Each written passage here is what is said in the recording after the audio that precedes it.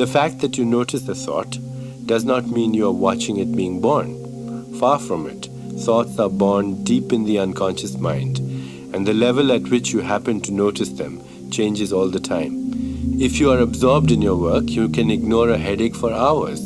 If fear of failure is too threatening to be faced, you can suppress it for years. If you think that getting angry at those you love is wrong, you can convince yourself that you actually have no anger in you. Awareness can be endlessly manipulated because you have so much power over it. However, if inner intelligence is allowed to flow without being manipulated, it moves from subtle to gross. This means that every impulse begins in the silent depths of the mind, moves up through levels of thought, emotion, and feeling, and finally emerges as an expression on the physical level. Being alive, which we called a multi-dimensional act, is like a wave pulsing upward from the invisible to the visible, from a region the senses cannot register to one that they can. The closer you can get to that invisible source, the greater your healing power. What this translates into, in practical terms, is very simple. A quiet mind is all you need.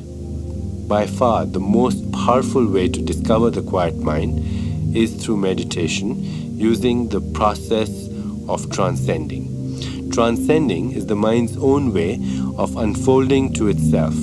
Any value of inner silence is valuable. The deepest silence contains the most powerful form of awareness.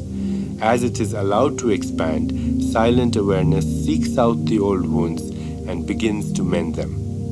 The important principle here is that the subtler one's awareness, the more powerfully it can heal. Healing takes place when the mind and consciousness are silent. How does a fertilized ovum become a fully formed baby with all these organs and a heart and a brain and a liver and a skeleton? In the quietness of awareness. It's not thinking to itself, should I make a liver, should I do this? And the mind is completely quiet. Nature functions through silent efficiency. This is called the principle of least action and maximum effectiveness. Look at it in nature. What do we see? We hardly see any effort. Do you see any effort in birds migrating from one part of the world to another? Or in the earth spinning on its own axis with the precision and accuracy that will confound any computer? Or the earth hurtling through outer space at thousands of miles an hour? Or the orchestration of the blooming of flowers with the onset of spring? And all the activity in nature, the government of nature is silent, completely silent. And it involves the principle of least effort. Do less, accomplish more. Ultimately, do nothing and you'll accomplish everything. The higher self is that place where everything is accomplished by doing nothing. A mere desire becomes the trigger for transformation. When the mind is silent and quiet, then inner energies wake up and work miracles on your behalf without any conscious effort on your part. Again, this brings us face to face with a cultural bias. We were all raised to believe that we have to work for what we want, that the harder we work, the greater the rewards. However, there are some things that require no work, and healing is one of them. You don't have to work to achieve a silent mind. You don't have to work to let your attention flow freely. You don't have to work to find the old wounds. All these things are a given once they are uncovered. The uncovering begins wherever you are now, but its goal is always the same, the revelation of wholeness that unites body, mind, and spirit as one. When you close your eyes and go within, you cannot help but start where you are. The sensations that come to your mind are totally yours, totally unique. Perhaps you do not fully trust where you're going as your mind begins to unfold to itself, but trust builds up over time. Be easy with yourself, and the rest will unfold as it should. Once you start paying attention to your body and letting it express its needs, things will start to change. One has to be a little vague here because no two people are alike, and therefore the process of coming back into balance cannot be mapped out in advance. Realize that your body is a printout of extremely variable information. You're constantly projecting your old conditioning, your beliefs and self-images from the past. Through this filter comes your present awareness, your present thoughts, feelings and emotions in all their incredible variety. At deeper levels, your subconscious is trying to rid itself of old charged emotions while expressing other basic instincts. And since much of this material contains things you fear and dislike, your mind is constantly interpreting to itself, turning bad into good or at least tolerable. Some pain is so deep, however, that it cannot be faced at all. It goes into that vast no man's land of denial. Even so, your body is printing out everything, moment by moment. If all the bad things, the fears and old conditioning and all these suppressed instincts and denied emotions had the upper hand, you would have a hard time living a healthy moment. However, life is not predominantly fearful. It is intelligent, conscious, and full of joy. So is your body. Although islands of pain and discomfort exist in it, they are surrounded by an ocean of pure joy, of comfort, of bliss. When you trace any living impulse back to its source, this bliss is what you reach. We all live our lives from the top down. That is, we notice the grossest expression first. The outburst of anger, the bags under the eyes, the depressed mood. Only then do we undertake an investigation into the subtler causes for these problems, if we seek them at all. Nature works in reverse, from subtle to gross. To her, to nature, your body is bliss first and foremost, a joyful creation whose intent is to live forever. Know that as yourself, and you will exist in a different world. As the ancient Indian sages proclaimed, from bliss these creatures emerged, in bliss they are sustained, into bliss they will merge again. This truth does not dawn all at once. There's a process of purifying the old conditioning that comes first. As each impurity is released, an overall transformation takes place. The body's intelligence regroups itself. It literally recreates itself around a new and purer image. All of us experience this whenever we recover from an illness. The moment comes when the feeling of being sick, accompanied by various symptoms, by fatigue and usually depression, and by certain inertia in the mind and body, gives way to being well again. I'm a new person, you say, and you're right. Your body is printing out a new creation that is healthy instead of sick. As spiritual growth proceeds, these transformations take place every day.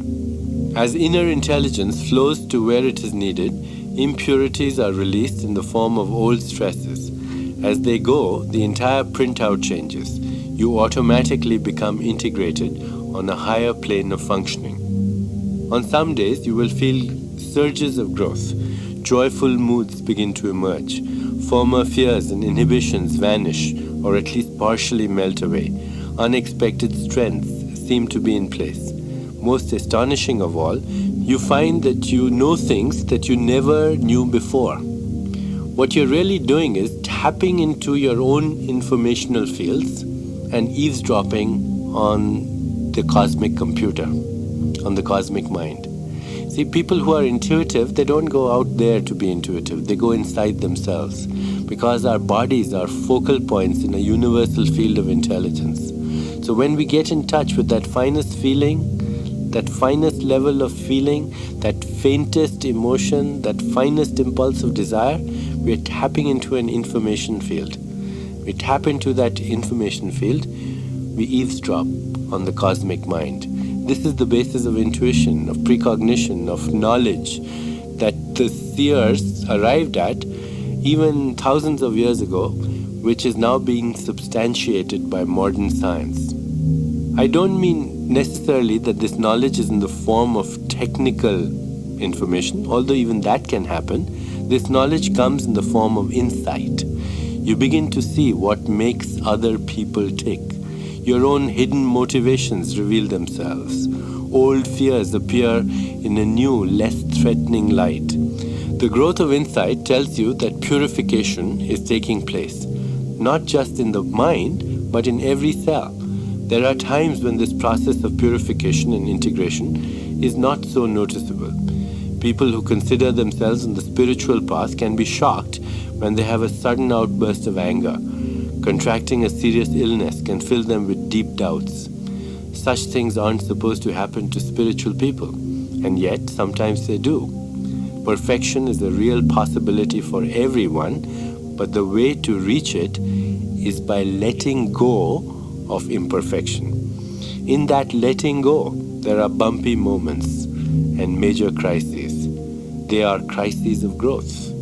All of us have different levels of trust in the process.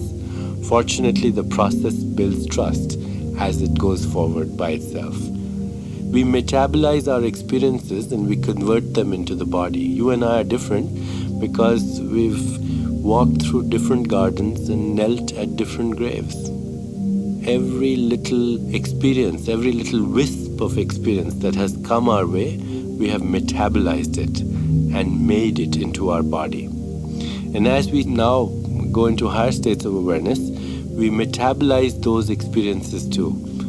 They also store the knowledge of higher realities, complete and formed, and they are ready for you to unfold them. Be easy with yourself and know that you are growing all the time.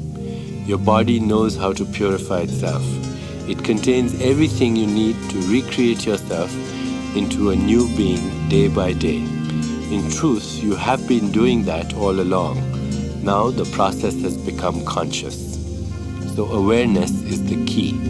You are repairing the leaks in your little boat, and soon it will be strong enough to carry you to the far shores of infinity.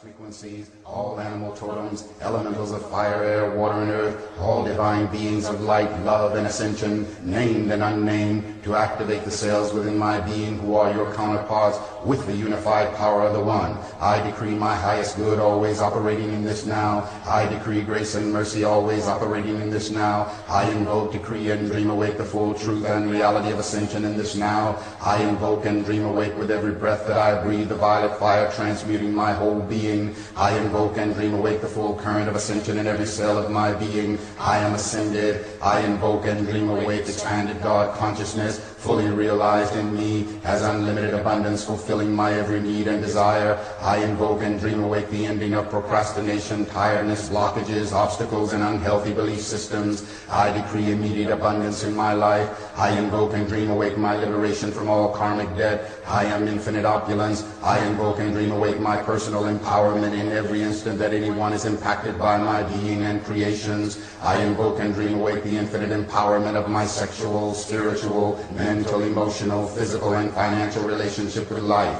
I invoke and dream awake sacred sexuality, erotic innocence, and always express the sacredness of sexual force for pleasure, creativity, and healing. I invoke and dream awake world universal healing from all sexual woundedness and shame. I invoke and dream awake worldwide release of all manipulating forces and beings who would control humanity past, present, and future. I invoke the angels and ascended masters to realign and heal all misused energy, to include the full restructuring of our DNA. I invoke and dream awake the transmutation of all negative and judgmental projections. I invoke and dream awake my constant ability to be centered and balanced in my psychic perceptions and empathic nature. All overwhelming psychic energies are released by me automatically, easily, effortlessly. I am empowered by everything. I invoke and dream awake my lucid dreaming each night I sleep and total remembering when I awake. I invoke and dream awake my infinite harmony with God, Goddess I am. I invoke and dream awake the full expression of my miraculous healing power.